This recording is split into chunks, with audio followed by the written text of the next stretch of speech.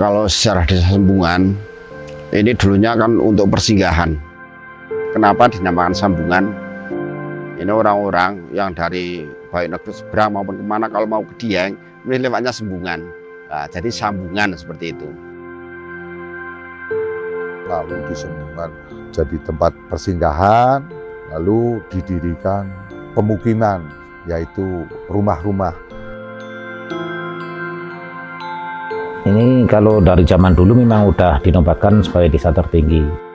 Karena dari permukaan laut desanya aja udah ketinggian 2.300 dari permukaan laut. Nah ini dulunya ini yang membuka dengan adanya membawa agama Islam di dataran tinggi Dieng. Jadi Islam belum masuk kemana-mana, sudah masuk dulu ke Sembungan dulu. Maka sebelum ada Dieng ini juga belum ada desa, sudah ada desa dulu di Sembungan.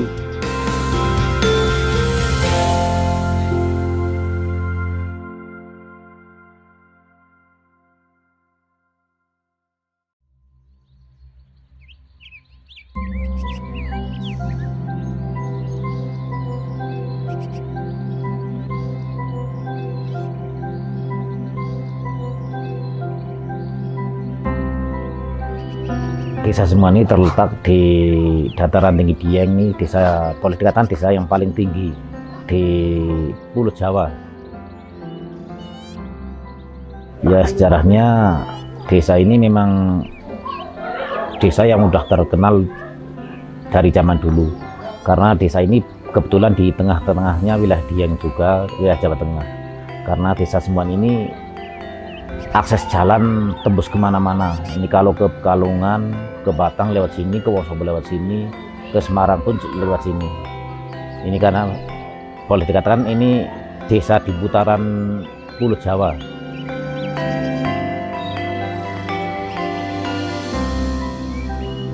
Selamat datang di Desa Sembungan, desa tertinggi di Pulau Jawa. Kenapa dinamai Desa Sembungan? Nah, Desa Sembungan itu dulu hanya disambung, namanya Sambung. Nah, terus kenapa dinamai Sembungan? Itu diambil dari tokoh ya Muslim, yaitu cucunya Empu Supo, namanya Joko Sembung, yang sekarang makamnya itu di atas kampung itu, Mas. Nah, itu diambil dari nama itu, jadi Desa Sembungan.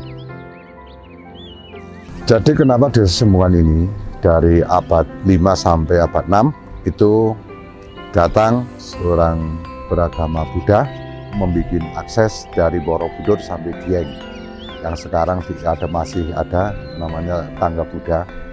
Setelah itu pada abad 7 sampai abad 8 datanglah seorang tokoh Hindu dari Hindi datang ke Dieng. Karena mengingat dataran tinggi Dieng menurut keyakinan mereka adalah tempatnya semayamnya para dewa-dewi, jadi mereka membangun candi-candi yang ada di Dieng. Nah, setelah candi-candi dibangun itu, berduyun-duyun dari Hindi datang ke Dieng untuk semayam di Dieng. Lalu sebelum mereka berziarah ke Dieng, mereka singgah dulu di Sembungan.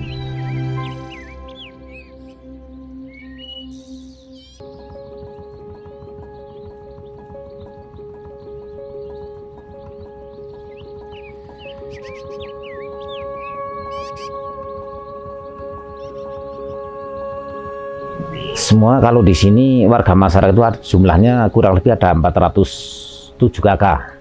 407 kakak. Tapi menempati dalam bidang pekerjaan, kalau pagi ada yang beraktivitas di wisata itu sampai jam 8, tapi setelah itu semua warga masyarakat adalah kembali ke pertanian semua. Jadi sini yang ekonomi nomor satu adalah pertanian, karena semua kebetulan orang sini semua punya lahan semua, memang turun temurun, jadi semua petani. Kalau ya ada sekitar 10 orang itu yang pekerjaan PNS ya ada, tapi paling banyak itu petani.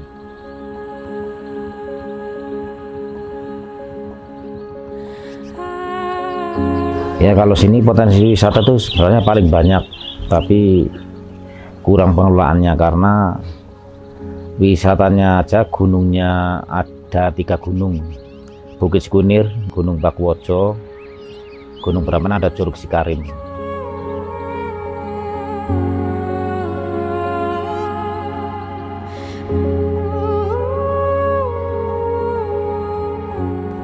Desa Sembungan dikenal oleh orang-orang luar pada tahun 80-an sampai 2000-an, Mas.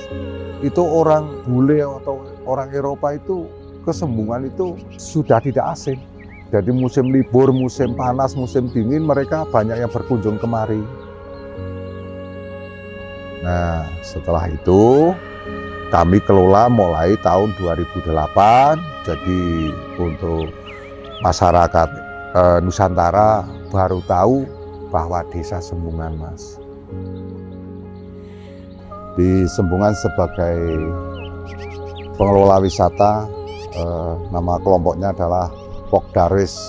Pokdarwis itu singkatan yang kepanjangannya adalah Kelompok Sadar Wisata. Namanya Pokdarwis Cebong Sikunir.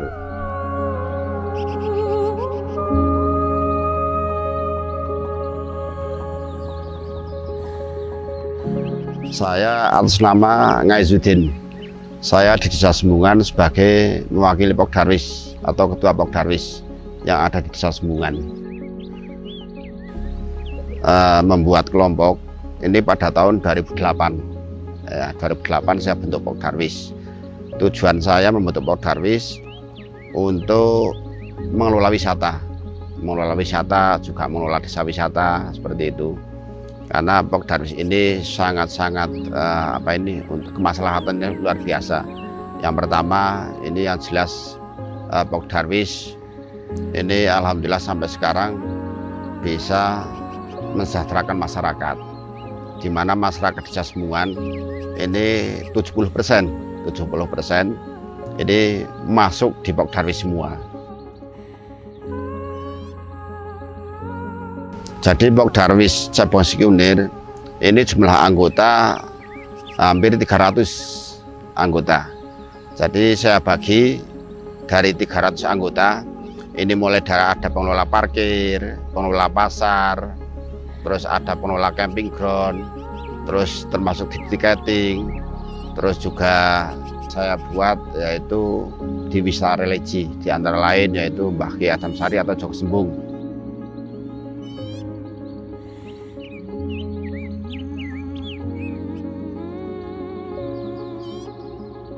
Di sini tuh desa wisata, tapi pengelola itu kita melibatkan semua warga masyarakat. Jadi semua warga masyarakat dan pemuda, walaupun wisatanya pagi, tetap kita libatkan semua. Keakraban dalam masyarakat, dalam bidang pengelolaannya, dalam bidang kita yang diutamakan kan mungkin beda dengan desa yang lain. Kita sebagai kepala desa dan ketua Pokdarwis kan yang diutamakan adalah pengelolaan tersebut. Kita mengambil orang-orang yang kurang mampu dulu. Nah, setelah orang-orang yang ekonominya kurang mampu kita masukkan, baru saja yang mampu ikut terjun gitu.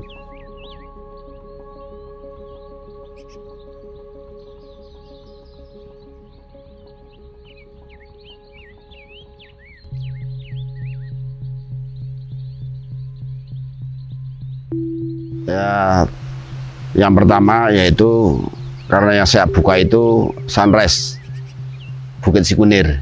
Ya, ini melihat datangnya matahari, ini naiknya jam 3:30 ya, harus sudah naik.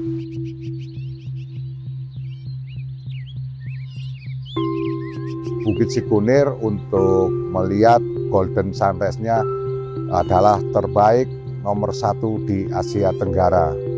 Nah, itu yang menjadi magnet buat wisatawan dari Nusantara maupun mancanegara untuk berduyung-duyung datang ke Sembungan adalah Bukit Sikunir.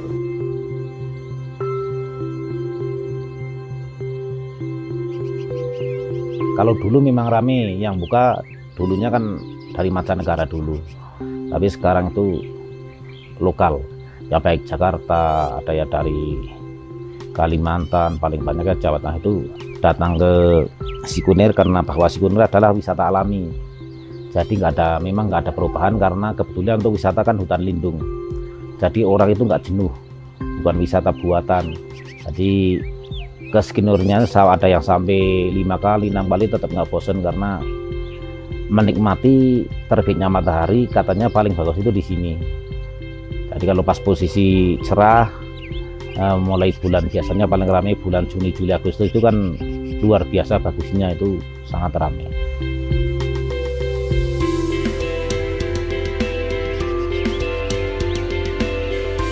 Alhamdulillah respon dari masyarakat ini sekarang antusias nyupot seperti itu. Karena pertama ini masyarakat melihat dampaknya luar biasa untuk kesejahteraan. Walaupun kadang masyarakat ini kalau malam Minggu, malam Sabtu, apalagi weekend ini nggak bisa tidur karena jalannya kan di tengah desa. Tapi masyarakat alhamdulillah semua menyadari karena untuk PAD-nya ini, untuk kesejahteraannya ini semua bagian semua. Yang lain sebenarnya tidak kalah dengan Bukit Sikunir untuk spot-spot view-nya lebih bagus, lebih keren. Yang tidak kalah menarik adalah air terjun Sikarin.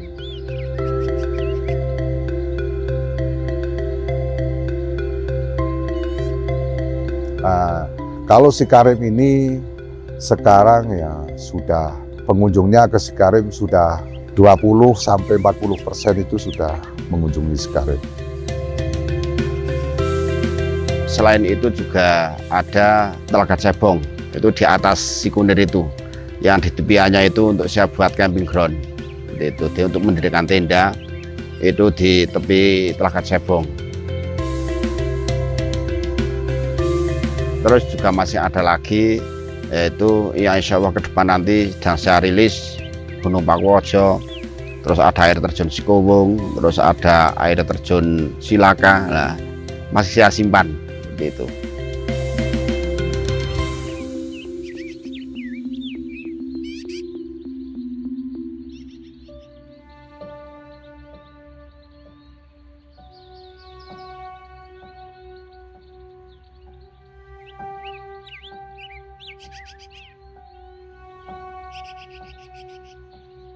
Saya asli desa Sembungan, lahir juga di kampung ini juga.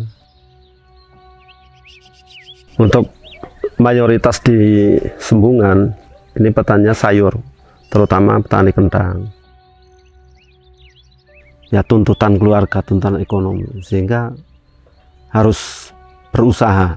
Nah, sementara karena kemampuan maupun tidak punya modal yang lain, ini mengikuti jejak pendahulunya. Karena di kampung ini kebanyakan petani kentang, maka ngikut saja, ngikut kentang. Ya kebutuhan ini kan melihat mana yang paling mudah. Sementara untuk tanaman yang lain sekalipun itu sama, antara sayur sama sayur, ini yang paling relatif lumayan adalah kentang. Dan kentang itu punya kelebihan. Ketika sudah musim panen belum dipanen masih bisa ditahan. Ditanam di lahan yang kayak apa aja bisa tumbuh. Yang ditanami wortel nggak tumbuh, tanami kentang tumbuh. Itu kelebihannya luar biasa. Nah untuk ekonominya ya di samping pertanian, paginya kena dampak wisata juga. Artinya ambil kesempatan, ada wisata, ambil kesempatan, paginya juga ya kopi-kopi lah, adol kopi, jual-jual air mineral itu untuk menambah pemasukan agar kebutuhannya agak nggak terlalu terbebani, karena anak-anak sudah besar, sudah waktunya membiayai. Ya alhamdulillah dengan adanya wisata masyarakat ya sangat mendukung karena ini sangat luar biasa. Jadi suatu anugerah dari pemasukan, kebutuhan masyarakat apapun, spotnya kan dari dana wisata. Ya untuk manfaat ada, saya pribadi ada manfaat dan masyarakat secara umum juga ada manfaat, mendapat pendapatan tambahan, ada plus. Itu yang biasanya hanya tani saja, sekarang dengan kemampuan dan fasilitasnya masing-masing, ternyata semua masyarakat Sembungan khususnya bisa mengenyam wisata semuanya. Karena masyarakat apabila ada yang kesulitan, ada yang masyarakat nggak mampu biaya sekolah, biaya pendidikan apapun, dan warga-warga miskin itu ada bantuan sosial dari wisata juga.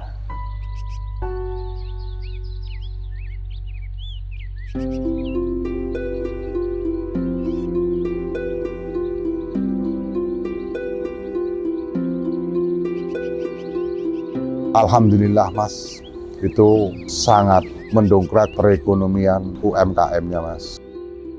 Untuk dampak wisatawan yang berkunjung ke sini hari-hari besar itu semakin banyak Mas. Respon masyarakat itu ya welcome semua. Yaitu kalau pagi saya biasanya setelah subuh itu. Kalau hari rame, hari libur, ini terkadang lihat situasi kalau sudah dengar kayak banyak mobil ini, wah ini berarti rame. Nanti jam 4 atau setengah 4 saya sudah berangkat. Dan nanti setelah jam 8, jam 9 kan pengunjung untuk Siponir langsung sepi. Nah, udah tutup langsung ke ladang lagi.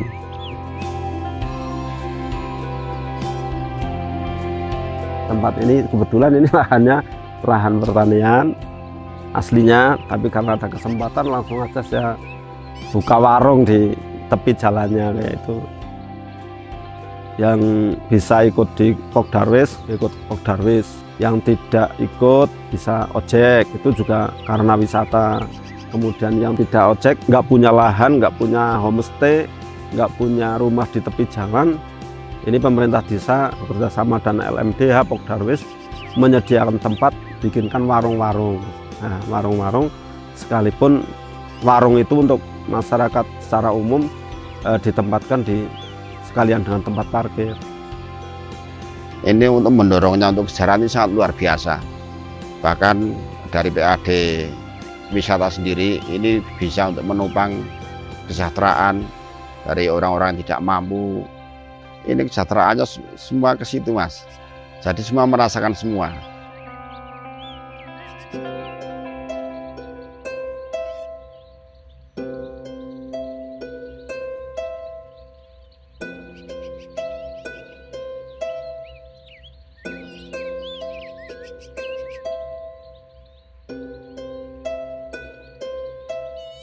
Ya, harapannya di masa yang akan datang ya kita akan tetap memajukan wisata.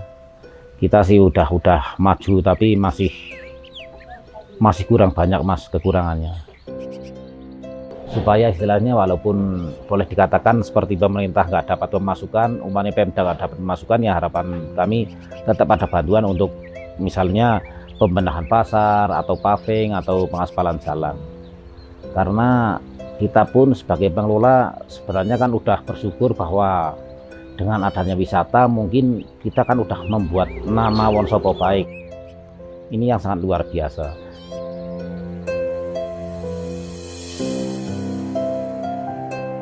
Sebelum saya masuk teknis di Desa Sumbungan, bahwa tahun ini memang kita Wonosobo ini memiliki 55 desa wisata yang sudah ber-SK Bupati. 55 kita seleksi bersama, muncullah 15. Sebelum ada pembukaan ajang ADWI, kami juga membuat satu lomba yang sama, namanya ADWW. Nah, W-nya Wonosobo. Kami juga keluarkan anggaran untuk mensupport kawan-kawan 15 desa yang layak untuk kita ajukan di ADWI, tapi sekaligus kita beri ajang yang sama dalam waktu yang sama, ADWW. Mentargetkan tahun ini Wonosobo harus ada yang masuk nasional. Salah satunya alhamdulillah Desa Sumbungan yang memiliki brand desa tertinggi di Jawa dengan 2.300 meter di atas permukaan laut yang didukung dengan panoramanya masuk 50 besar ADWI nasional. Yang tidak dimiliki oleh destinasi yang lain, yaitu karena dia brandingnya sebagai daerah tertinggi. Ada faktor lain, CHSE, yakni penerapan protokol kesehatan terhadap para wisatawan dan pengelola. Di situ juga sudah terbangun industri pariwisatanya, yakni gerbang UMKM terbawah, gerbang penginapan yang sekarang rata-rata rumah-rumah penduduk yang dulunya dipakai sendiri, hari ini sudah disulap menjadi homestay.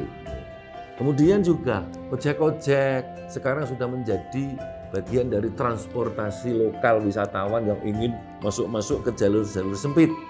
Artinya, satu pengembangan destinasi ini telah menjadi lokomotif yang menggeret semua usaha-usaha pariwisata di situ. Itu yang menguatkan Desa Sembungan menjadi salah satu dari 50 besar di Indonesia. Harapan saya Desa Wisata Sembungan, ini kan saya kan semakin lama kan semakin tua. Jadi saya kan harus merekrut anak-anak sekarang ini. Termasuk nanti untuk pengganti Pok Darwis ke depannya, ini kan yang sekarang ini ada di Karang Taruna, seperti itu. Setelah nanti saya, teman-teman saya sudah tua, sudah nggak bergerak lagi di bidang wisata, saya sudah ada penerusnya, yaitu dari adik Karang Taruna, seperti itu. Harapannya juga masyarakat sadar dengan adanya wisata, karena wisata juga di samping kita mendapatkan pendapatan dari pertanian, juga ada pemasukan dari wisata, sehingga ini nanti masyarakat bisa tidak hanya Pok Darwis, artinya tidak hanya satu kelompok atau dua kelompok yang sadar wisata, tapi masyarakat, atau bisa disingkat Kadarwis gitu, masyarakat sadar dan wisata. Kami sebagai pengelola untuk mengembangkan destinasi-destinasi yang ada di Desa Sembungan menjadi baik, dan para wisatawan kami harapkan jangan bosan-bosan, dan sanak saudara, keluarga, teman, kalau ke Dieng bisa mampir ke Desa Sembungan. Kami tentu atas nama Dinas Pariwisata berharap pelaku usaha pariwisata agar terus bisa melakukan koordinasi dan kolaborasi bersama. Karena Wonosobo adalah daerah tujuan wisata, dengan semangat kolaborasi saya yakin wisatawan kita akan semakin bertambah dan tinggalnya akan semakin lama. Ya, insya Allah kalau tahun-tahun yang akan datang, mulai sekarang insya Allah ada dorongan untuk mendukung wisata supaya lebih maju. Harapan saya ya sekarang bagus, mudah-mudahan lebih bagus seperti itu ya. Tempatnya dingin, sejuk, enak, ramah masyarakatnya, aman, enak pokoknya.